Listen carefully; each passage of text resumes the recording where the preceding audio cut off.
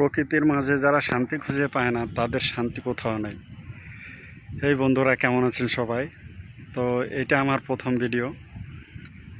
ইউটিউবে আমি নতুন হিসাবে সবার সাপোর্ট চাই এবং ভালোবাসা চাই। তো মানুষের যে দৈনন্দিন জীবনের যে ভিডিওগুলো আছে, আমার লাইফ বা আমার হাসি কান্না নিয়ে এই চ্যানেলটা খোলা। তো আমি সেই সমস্ত ভিডিও আপনাদেরকে দেওয়ার চেষ্টা করব।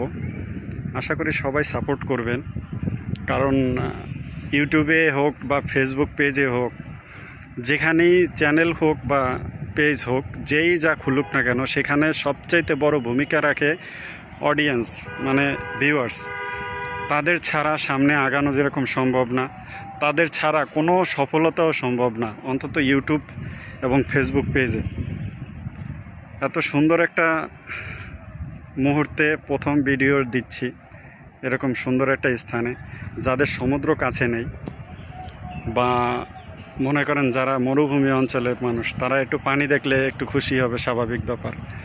তো আমাদের আসলে সমুদ্রে যাওয়ার সময় হয়ে পারে না, কিন্তু দেখেন এই ঝিলটা দেখেন, আমার কাছে অমায়িক লাগতেছে।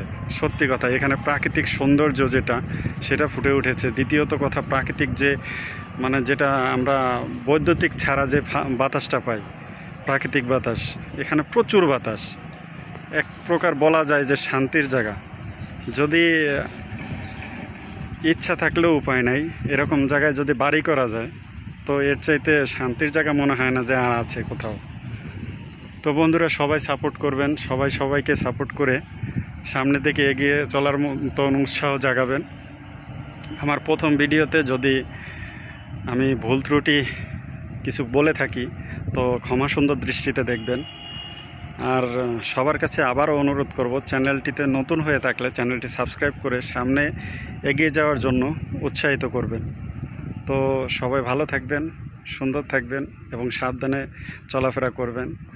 তো আজকে এই পর্যন্ত, ফিরব নতুন সুন্দর মুহূর্ত নিয়ে, এবং আপনাদেরকে বিনোদন দেওয়ার চেষ্টা করব সেই সময়গুলো। ভালো থাকবেন।